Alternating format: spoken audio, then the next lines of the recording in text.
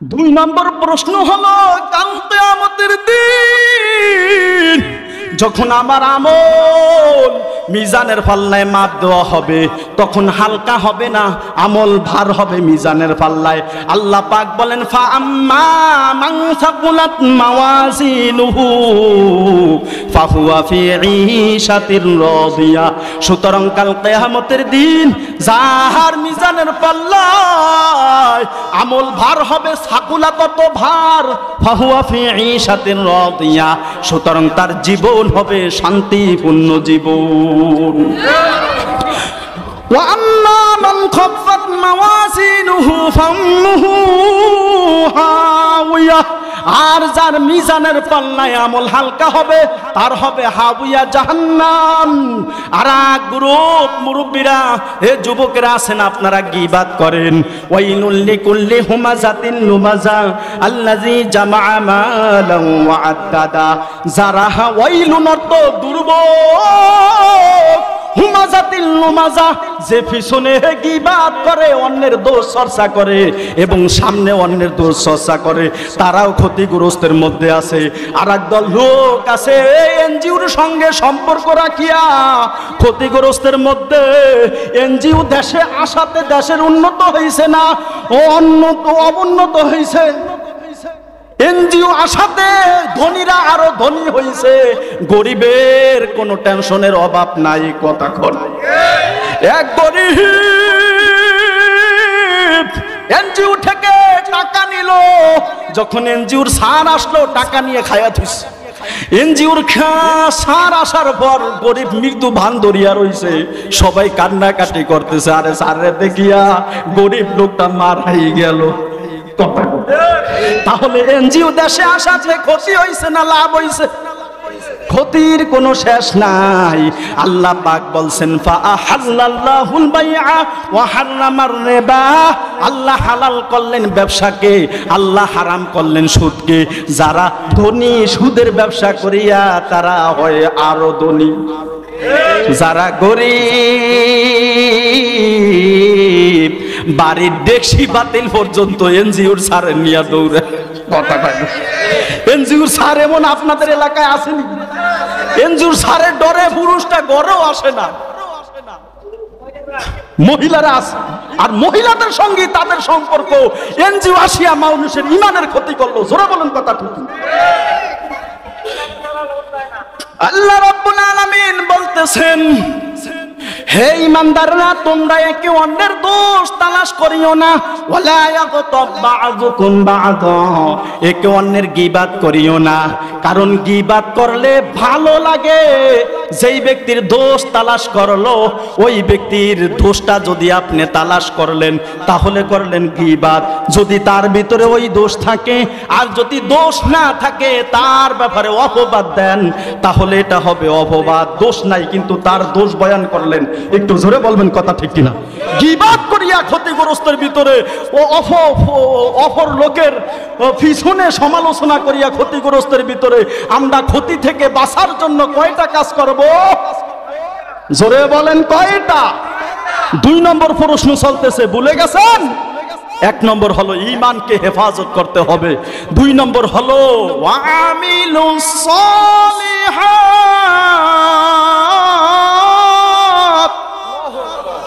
নেক আমল। এই তাফসীর মাহফিলটা হলো নেক আমল করার একটা পরিবেশ। মানুষের ঈমানের শ্বাস কমিয়া যায়, মোবাইলের শ্বাস কমার কারণে দৈনিক মোবাইলে শ্বাস দেয়, লাইটের শ্বাস কমার কারণে ব্যাটারি ঢোকে। ঈমানের শ্বাসকে বাড়ানোর জন্য এই তাফসীর মাহফিলের প্রয়োজন আছে কি নাই? যদি প্রয়োজন থেকে থাকে, যারা বাহিরে তাদের কাছে আকুল আবেদন রইল, কোরআনের ছাত্র হন, ঈমানে শ্বাস হবে, অজানা জিনিস জানবেন, মহান আল্লাহ আপনার জীবনের গুনাহ মাফ করে দিবেন। তুমি যদি মাফ না করো আল্লাহ বান্দারে, বলো তো আমার বান্দা যাবে কারদারে। আপন হাতে বান্দা তুমি আল্লাহ বানায়া কেমনে দিবা জাহান্নামে ফেলিয়া, সকলেরই দরজা হইতে আল্লাহ ফিরিয়া তোমারি রোজায় রইলাম ফরিয়া। ওয়া আকিমুল ওয়াসনা বিল কিসতি ওয়া লা তুখসিরুল মিজান।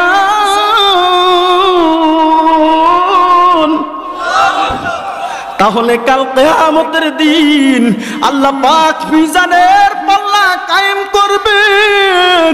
ওই সময় যদি আপনার আমল মিজানের পাল্লায় বার হয়, তাহলে আপনার আমার জীবন যাপন হবে সন্তুষ্ট চিত্তের। আর যদি আপনার আমার মিজানের পাল্লায় আমল হালকা হয়ে যায়, তাহলে হাবিয়া জাহান্নাম হবে।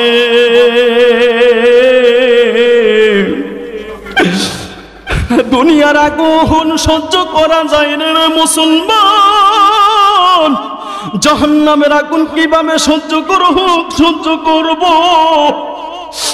এই কারণে আল্লাহ রাসূল দোয়া করিয়া গেলেন, আল্লাহুম্মা ইন্নী আউযু বিকা মিন আযাবিল কবর ওয়া আউযু বিকা মিন আযাবিন নার ওয়া আউযু বিকা মিন ফিতনাতিল মাসিহিদ দাজ্জাল ওয়া আউযু বিকা মিনাল মাহইয়া ওয়াল মামাত।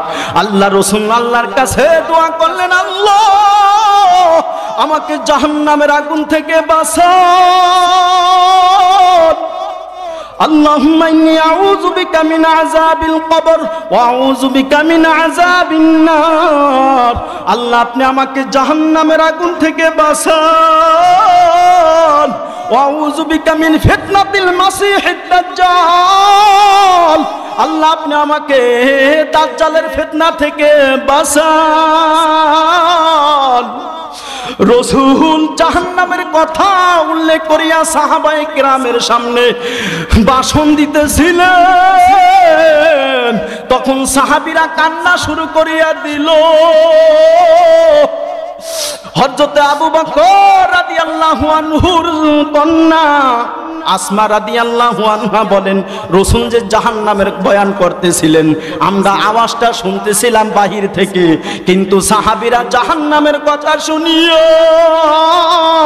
এমন জোরে চিৎকার দিছে। এরপরে কি আলোচনা করলেন আমরা সাহাবীদের চিৎকারের কারণে শুনতে পারলাম না। এই কারণে জাহান্নামের ভয়ে ঈমানদাররা কান্দে, কবরের ভয়ে ঈমানদাররা কান্দে। ওয়া আকিমুল ওয়াসনা বিল কিসতি ওয়া লা তুখসিরুল মিজান। 2 নম্বর প্রশ্নের উত্তর পুরুষ বললেন আমি দিতে পারবো না।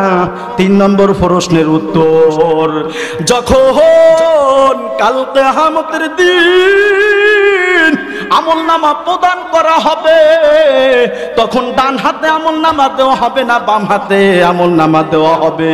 ওয়া আম্মা মান উতিয়া কিতাবাহু বিয়ামিনিহি ফাসাউফা ইউহাসাবু হিসাবান ইয়াসীরা। যার আমলনামা ডান হাতে দেওয়া হবে তার হিসাব হবে সহজ। আল্লাহর হাবিব দোয়া বললেন, আল্লাহুম্মা হাসিবনি হিসাবান ইয়াসীরা। আল্লাহ আপনি আমার সহজ হিসাব করিয়েন, আল্লাহ আপনি আমার সহজ হিসাব করিয়েন। হযরতে আয়েশা রাদিয়াল্লাহু আনহা জিজ্ঞাসা করলেন, নবী সহজ হিসাব কি? আয়েশাকে নবী বললেন, আয়েশা শোনো, সহজ হিসাব হলো আল্লাহ বান্দার দিকে তাকায়া, বান্দার আমলনামার দিকে যখন তাকাইবে, তখন আল্লাহ জিজ্ঞাসা করবে না এই অন্যায় কেন করলা। বান্দার আমলনামার দিকে তাকায়া বান্দাকে মাফ করিয়া দেওয়া হলো সহজ হিসাব। আল্লাহুম্মা হাসিবনি হিসাবান ইয়াসীরা। 2 নং প্রশ্নের উত্তরের একটা হাদিস বলতেছি, বুখারী শরীফের ভিতরে রাসূল বলছে, কালিমাতানে হাবিবাতানে আলার রহমান সাকিলাতানে আলাল মিজান সুবহানাল্লাহি ওয়া বিহামদিহি সুবহানাল্লাহিল আযীম। 2টা কালিমা আছে আল্লাহর কাছে খুব প্রিয়, ওই 2টা কালিমা মিজানের পাল্লায় খুব ভার।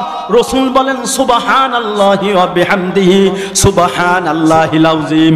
এই 2টা কালিমা যারা বেশি বেশি পড়বেন, মিজানের পাল্লায় যখন আমল মাপ দেওয়া হবে, তখন আমল মিজানের পাল্লায় ভার হয়ে যাবে। যেই রাসূল আপনাকে আমাকে এই কালিমা 2টা শিখায়া দিলেন, ওই রাসূলের শানে একটু দুরূদ পৌঁছায় দেই। রাসূলের রওজা মোবারকে জানাই লাখো সালাম, রাসূলের রওজা মোবারকে জানাই লাখো সালাম। মাদ্রাসাতুল আবরারের পক্ষ থেকে রাসূল তোমায় দিল শফিলাম, রাসূলের রওজা মোবারকে জানাই লাখো সালাম। উম্মতের বন্ধু হয়ে এলে তুমি দুনিয়াতে, দুঃখীদের বন্ধু হয়ে তরাতে ফুলসিরাতে, আমি তোমারই প্রেমে পরে সবই দিলাম। বলেন রাসূলের রওজা মোবারকে জানাই লাখো সালাম, রাসূলের রওজা মোবারকে জানাই লাখো সালাম। ইমাম আবু হানিফা রাহমাতুল্লাহ আলাইহি, ইমাম মালিক রাহমাতুল্লাহ আলাইহি, ইমাম শাফি রাহমাতুল্লাহ আলাইহি, ইমামগণ রাসূলকে প্রতি রাত্রে প্রায় দিন রাত্রে স্বপ্নে দেখতেন। ইমাম মালিক রাহমাতুল্লাহ আলাইহি রাসূলের শহর মদিনায় যাইয়া জুতা পরিধান করে নাই। কেন করে নাই? এই শহরের উপর দিয়ে আপনার আমার রাসূল হেঁটে গেছে, কোন জায়গা দিয়া যে হেঁটেছে আমি কিভাবে জুতা পরিধান করি? এটা ছিল রাসূলের প্রতি মহব্বতের বহিঃপ্রকাশ। ইমাম মালিক রাহমাতুল্লাহ আলাইহি রাসূলকে স্বপ্নে দেখলেন, ইমাম শাফি রাহমাতুল্লাহ আলাইহি রাসূলকে স্বপ্নে দেখলেন। আজকে আমরা এই বুরহানুদ্দিনের ময়দান থেকে, মাদ্রাসাতুল আবরারের পক্ষ থেকে রাসূলকে একটা সালাম পৌঁছায়া, বন্ধু হয়ে এলে তুমি দুনিয়াতে, দুঃখীদের বন্ধু হয়ে তরাতে ফুলসিরাতে, আমি তোমারই প্রেমে পরে সবই দিলাম। রাসূলের রওজা মোবারকে জানাই লাখো সালাম। বলেন রাসূলের রওজা মোবারকে জানাই।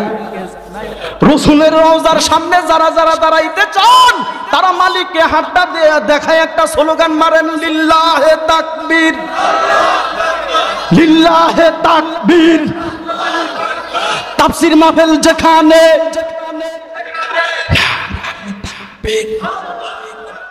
আলেম ওলামা যেখানে, তাকবীর।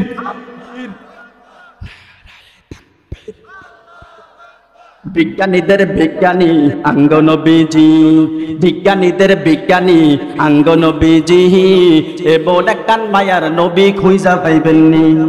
বিজ্ঞানীরা রকের যোগে চাঁদের দেশে যায়, আঙ্গ নবী রকের সারা মেরা শরীফ যায়। বিজ্ঞানীদের বিজ্ঞানী আঙ্গ নবীজি, বিজ্ঞানীদের বিজ্ঞানী আঙ্গ নবীজি, এমন একখান মায়ার নবী আর পাইবেননি। আবু বকর সিদ্দিকের সাপে কামড়াইছে, আঙ্গ নবীর থুতু দিহি বালা হয়ে গেছে। আরে সেই বালা কি এই যুগেতে করতে পারবেনি? বিজ্ঞানীদের বিজ্ঞানী আঙ্গ নবীজি, বিজ্ঞানীদের বিজ্ঞানী আঙ্গ নবীজি, এমন একখান মায়ার নবী খুঁজা পাইবেননি। আগের যুগের মানুষের অসুখ কম হইতো, আঙ্গ নবীর কাছে আইলে বালা হয়ে যাইতো।